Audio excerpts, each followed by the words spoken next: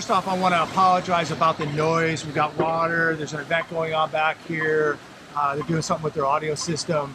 So please excuse the extra noise. But I want to start by this today on this beautiful Monday, April 25th, 2022. Markets today. Last night when I went to bed, Dow Jones was down over 300 points. Today, it was down nearly 500 points when the markets were open. Then, at the end of the day, Dow Jones down only 238 points. My good friend Matt here this weekend, we're out here on business and just watching this absolute magic act again take place on Wall Street. Matt. Amazing. 700 point swing today on Wall Street. Yep. You would have thought it was going to get destroyed today, and once again, JB, they brought it back. So yeah, over 700 points. And Matt, what was the news? Because I watched this during the morning, and I watched this change going from almost 500 down and watched the market shift, but there was no news that ignited this surge in the markets. And by the way, Bitcoin down over 1,000 points today, and I'm watching it surge, do a reverse, up over 600 at one point, and more. Obviously, Bitcoin now is trading with the markets. But again, these magic tricks with the Fed, I don't know if it's the plunge protection team, because I didn't see any good news out there that turned everything around. Well, I don't think Elon Musk buying Twitter was worth 700 points on the Dow, although I support that fundamentally. Yes. But look, I'll tell you this, the 10-year was still down big time, which means that there was fear. So if there was true fear, why did the market go up, reverse course, and go up? So in my mind, something happened, and it was not natural market forces that caused that. Gold, silver, absolutely hammered. Destroyed. Great day to back up the truck and buy some. It's not financial advice, but wow, if you don't have some metals right now, I would take advantage of the pullback. Why do you think we saw metals just absolutely hammered? Everything this morning was hammered. Oil, cryptos, gold, silver, the 10-year, everything hammered, and it turned around except for gold and silver. Well, the dollar was up, which leads me to believe that there was a flight to cash today. And the flight to cash, that's why bonds were down, and the dollar was up, metals were down. The market should have been down. That's the anomaly. Is it doesn't make any sense. Really, I mean, we're watching this day in, day out where nothing makes any sense. There are no fundamentals in these markets any longer. But again, it's so almost laughable at times to watch the market be down and being beaten like this, and all of a sudden somebody flips the switch and everything turns around. It becomes frustrating because you know that this is all fake. It's almost like you can see it coming. We were discussing that. I said, watch, it's starting to kind of, they're pulling it back, and sure enough, you called it. You said come 11:30 a.m. They somehow got it back on the rails, and they closed it in the green. Everything else closed down. Metals got hammered, 10-year down. And please stick to the end of this video. I'm going to throw a little B-roll in here. As we were walking around through Vegas today, I was at the forum down the strip here, and I'll throw a little B-roll in so you can see what's going on. It's Monday. It's pretty busy. Not crazy busy, but it's pretty busy. And we were out last night meeting some associates at the Bellagio. And when we left, first of all, I couldn't believe the amount of weed that I smelled coming out of the Bellagio. And I used to love the Bellagio, but you got baby carriages, little kids, weed, and it's 10:30 at night. And I don't know, I look at people today, and this has really opened my eyes here. And this is not to be judgmental or to criticize anybody, because we talk daily about getting in better physical shape. But while we've been out here for a couple days, I've never seen such a unhealthy group of people. So many people, so obese, not overweight, obese. And so many people just smoking dope in broad daylight on the strip, all over the place like it's a cigarette. Have you noticed that? Absolutely. It's a good point. Very unhealthy across the board. We're taking note. We're just watching. We're not judging. We're just saying, look. We're saying, look at what's happening. We saw the gentleman last night, getting in the cab. His ankles were about that big around. Red. And, we just, it's very just, diabetic. Yeah, very diabetic. People are not generally taking care of themselves from our perspective.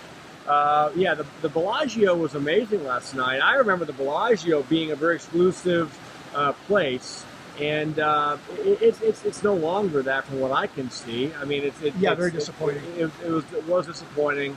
It was extremely crowded. Things have changed. Things have changed. And I think there's a shift. And I think you can say that about all Vegas. There's really been a shift.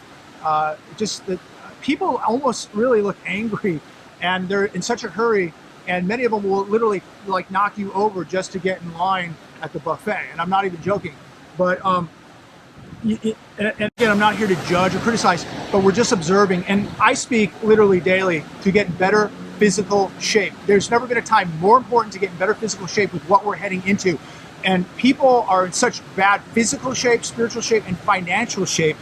And you can believe these markets, you can believe the magic tricks, and they keep pulling rabbits out of the hat. But we're coming to an end. Most of you can already feel the sense of urgency to prepare. You've seen some of the closed down casinos I filmed. You saw the outlets. You saw the mall yesterday. And people are commenting, well, that outlet closed years ago.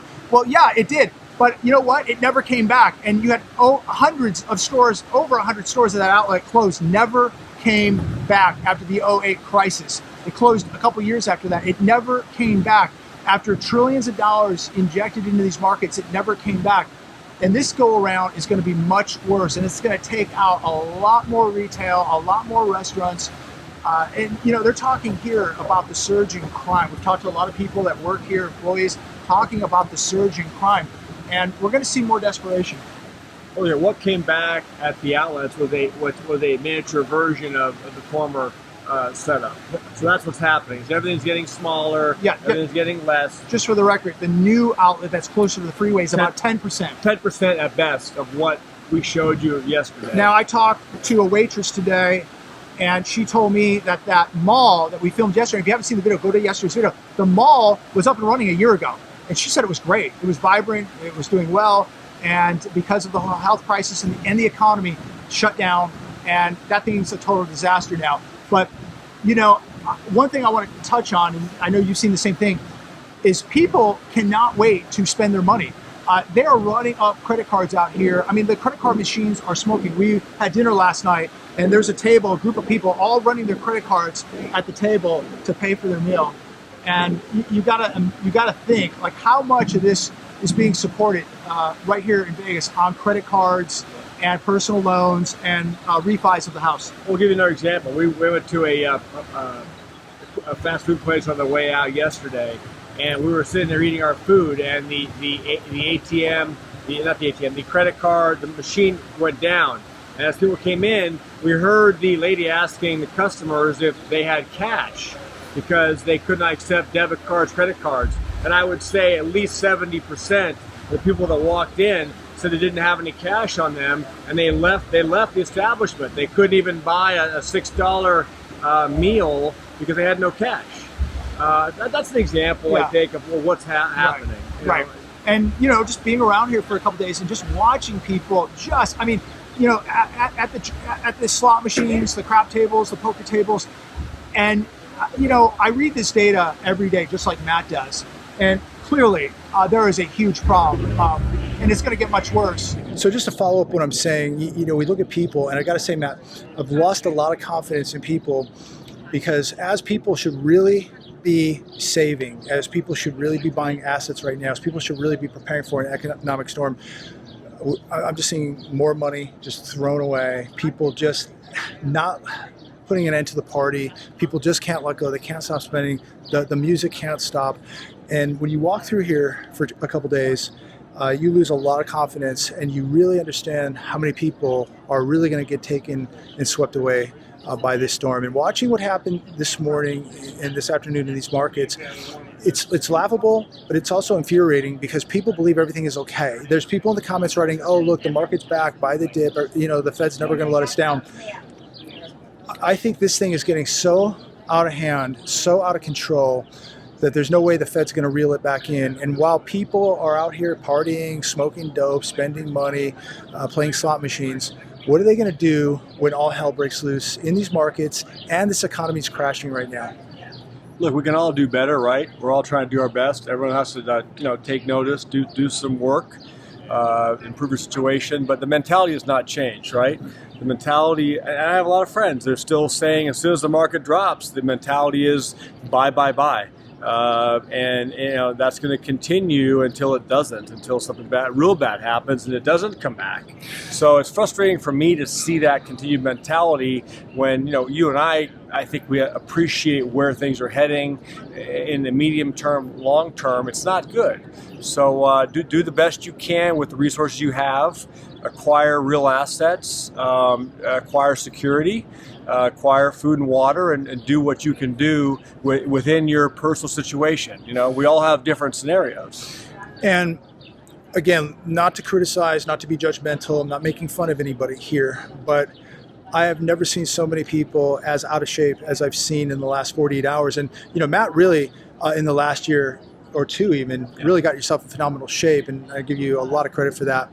And you know, I'm trying to get in better shape every day, and it's hard. And I like to eat fast food. I like to have some junk food, but I'm still making that effort to, you know, get to the gym minimal 3 times a week. And you can do the same thing. You must get in better physical shape. That's something you can do today. That's something you can cut something out of the diet. You can go for a walk, a swim, a run, join a gym. There's a lot of things you could be doing. Not making excuses is not what you want to be doing right now.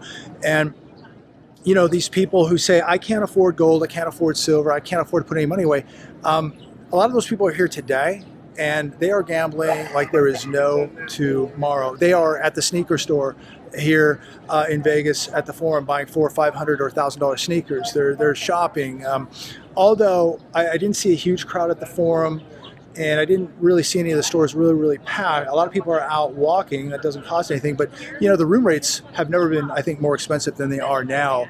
And people are spending it. How are they getting the money? They don't have it. They just charge it. How many people are financing these trips by refining their home with the money that they pulled out of their home, or now relying on the credit cards, and they're just not going to give up the party. They're going to continue going deeper into debt at the worst possible time. And I look at people, Matt, and they are not ready mentally, physically, spiritually, or financially. All you have to do is take a walk right down the street here.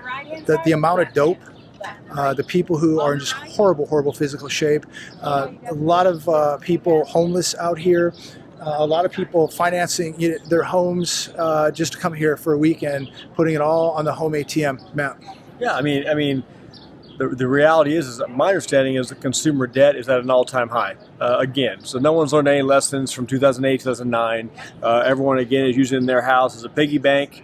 They pulled money out. Now rates are going up, and they have to repay that money at a much higher rate.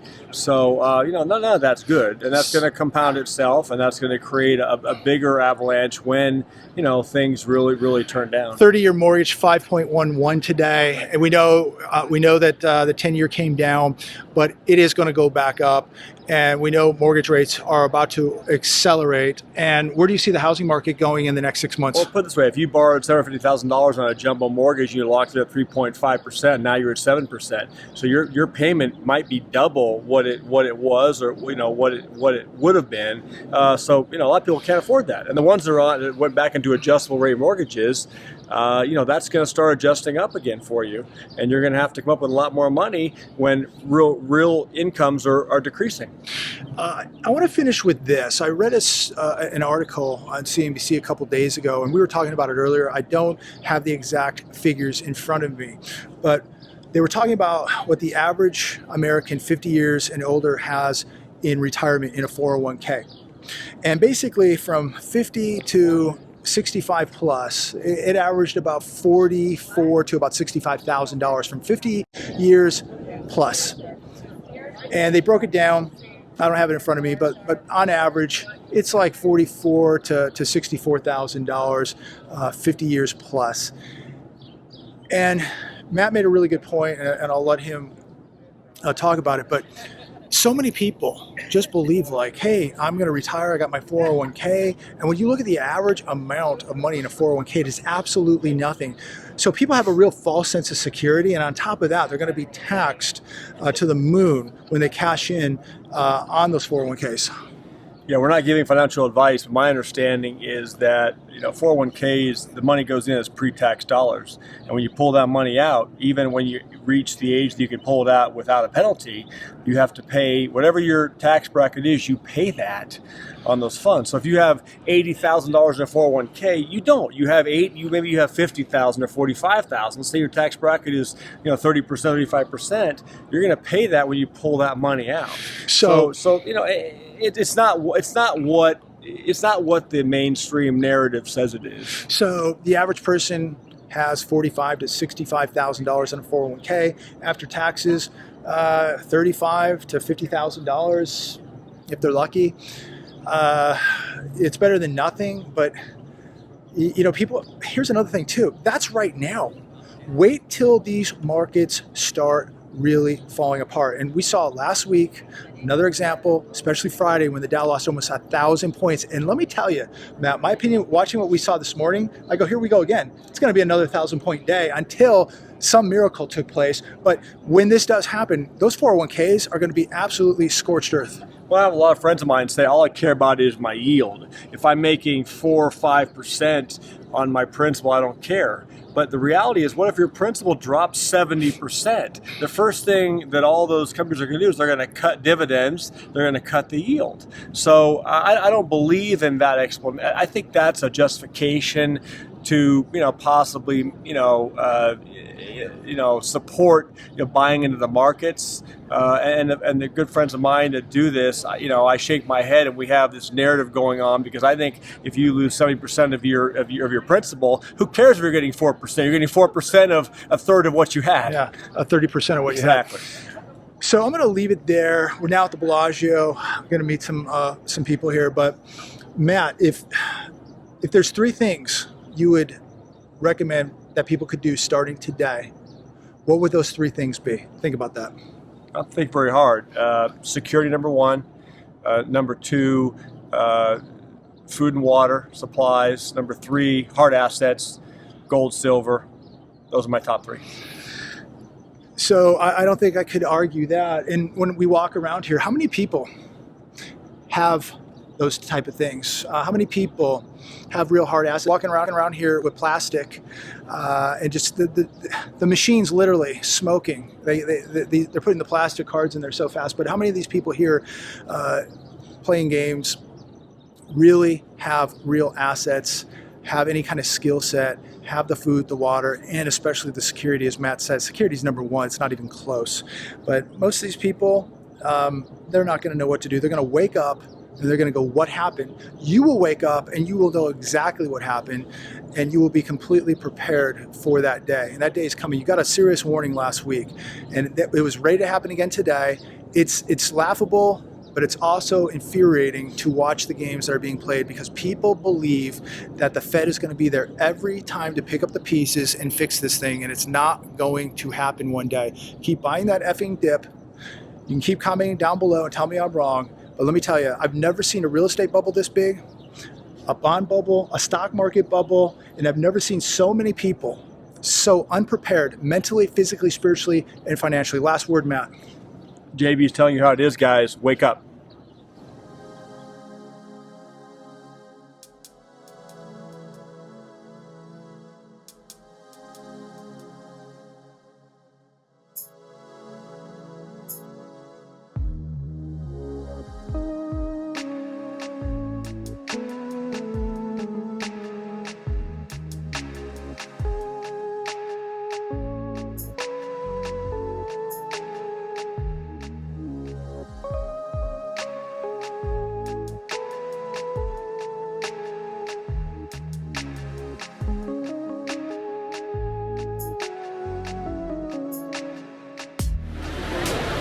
So we got a vacant one there.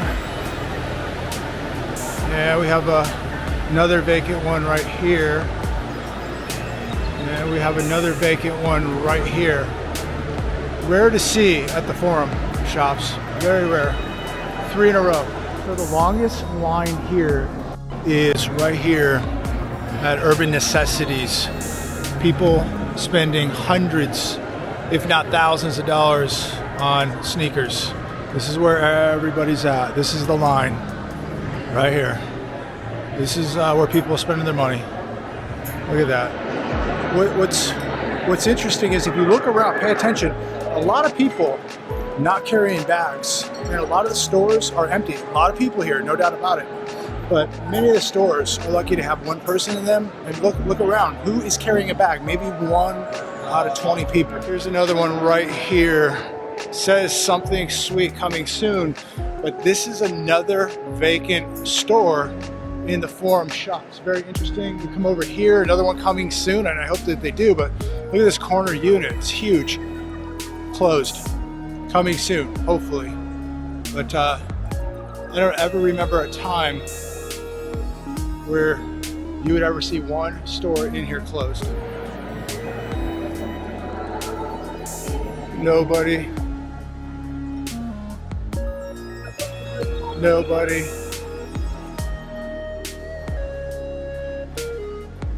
Couple people. Take a look around.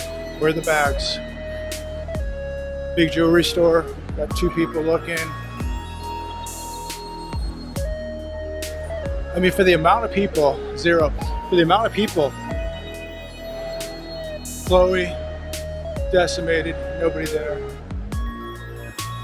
I mean, for the amount of people that are here, Michael Kors, just a lot of people standing around. But yeah, take a look around.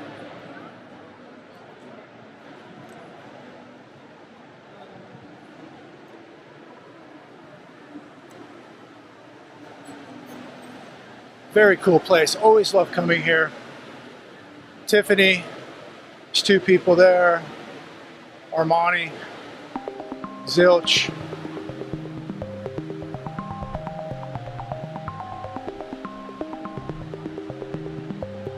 Amazing. Amazing.